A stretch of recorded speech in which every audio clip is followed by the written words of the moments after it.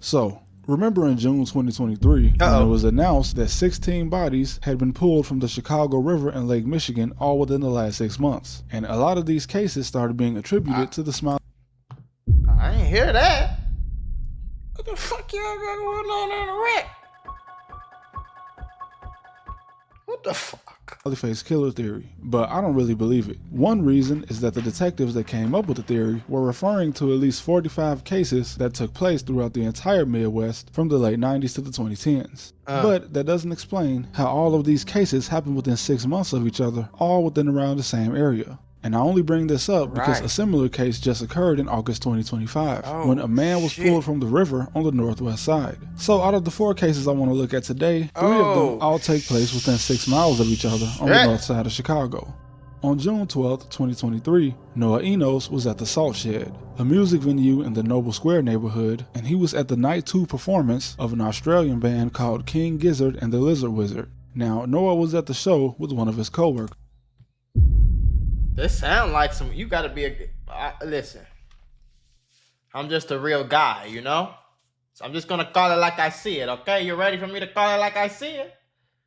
If you going to a show where motherfucker named Lizard Gizzard, the Wizard Blizzard is performing, it's gonna be some crazy motherfuckers at that show.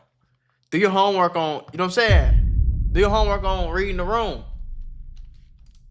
Throughout the night, Noah's girlfriend, Nicole, said that he was messaging her on Snapchat and he even sent a picture. But Nicole says the last time she talked to him, it was around 9 p.m. And about an hour later is when Nicole says his phone died, which would have been around 10, and the Chicago police say the show ended around the same time.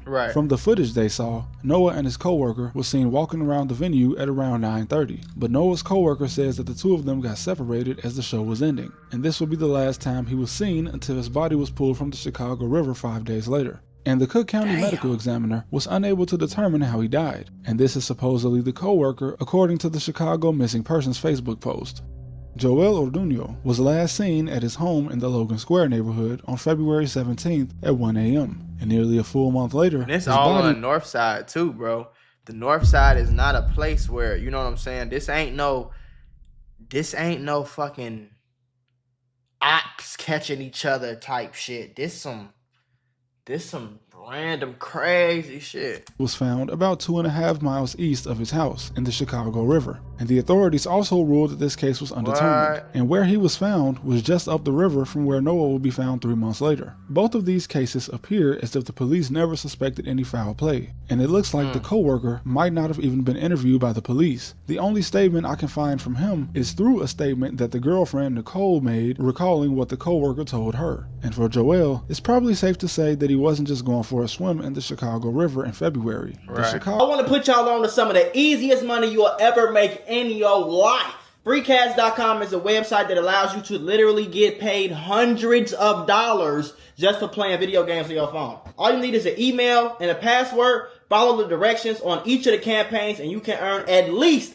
$100. My personal favorite game to play was Sunrise Island, and when I clicked on it, they had a $370 bonus. I got $370 just for playing a video game on my phone. On average, it only takes about 17 minutes for most people to start earning money on freecash.com. So if you need some free, easy, extra money, go to freecash.com, click the QR code right here, or go in the description below and start getting that bag. You did? Chicago River is known to be very dirty. In fact, the only reason it runs backwards is because they had to change the flow to stop it from spilling into Lake Michigan. But then we have Seamus Gray, a Navy sailor that had been kicked out of a bar called Ibiza in Waukegan, Illinois, about 45 minutes north of where Noah and Joel were found. He was in the area because he was stationed at the Great Lakes Naval Base. Bro, this some crazy shit, bro.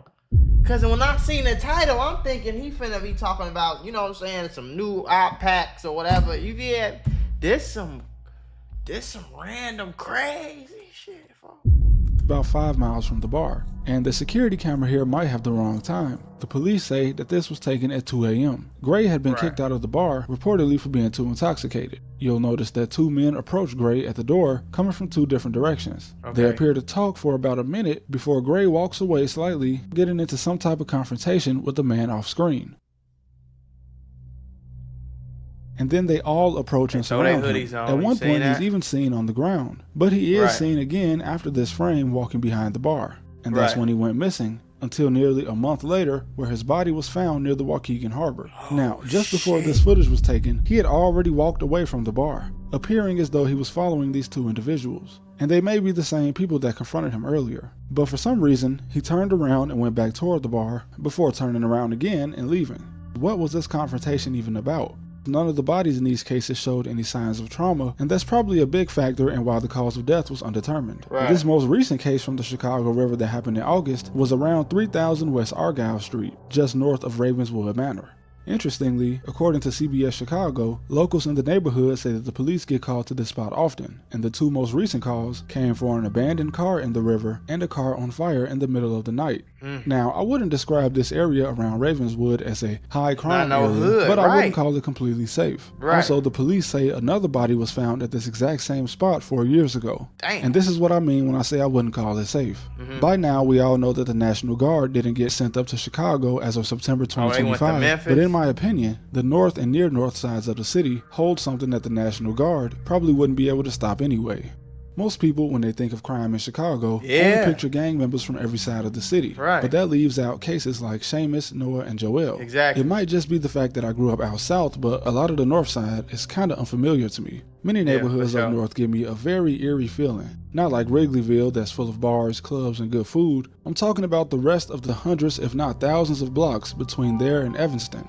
One of the worst serial killers in history operated in this area, and he's probably the man who inspired the craze in the 2000s where kids thought a guy was dressing up like a clown to come and kidnap them, because John Wayne Gacy actually used to perform as a clown.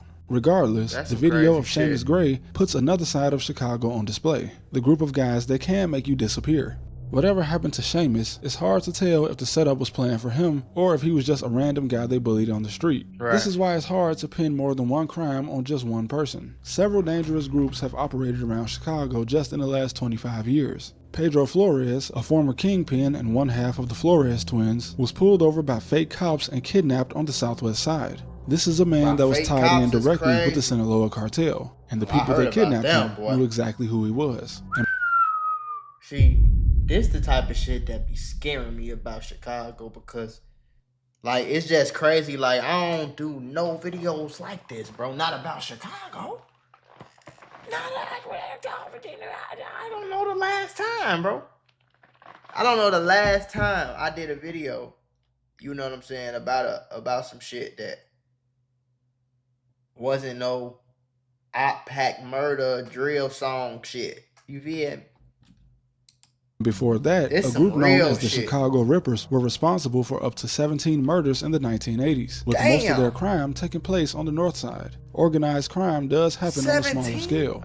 You have robbery crews, the chop shop guys that come steal parts off your car for the guy with the shop. You got extortion gangs allegedly run by the mob still beating federal indictments just as of last year. This was a criminal city long before the street gangs of today existed. Okay, you're right. Another example of a professional small crew is from the holiday season of 2019. And all of these cases of men being found in the Chicago River, including the 16 all within 6 months, are not even counting the people that were found in Lake Michigan. Many people mistakenly believe that organized crime in big cities is all in the past and that many organized criminals are just politicians. Obviously, when you look on the news, you see the most brazen examples of crime because those are the people that get caught. It's what you don't see that makes the city truly dangerous. You can avoid a gang war or a shootout, but how do you avoid men showing up at your house dressed as DEA agents? And who do you look out for if no one is ever caught? That's the scary part about Chicago, boy. Your ass, like, they just don't catch the killers, bro. It's a known fact. Like, I don't know why, bro. I don't know why. I don't know if it's because of our budget. You know, Chicago is a quote-unquote broke city as far as like the budget goes and shit like that. I don't know what the fuck it is, bro. I don't know what it is, bro. But it's some crazy shit going on, bro.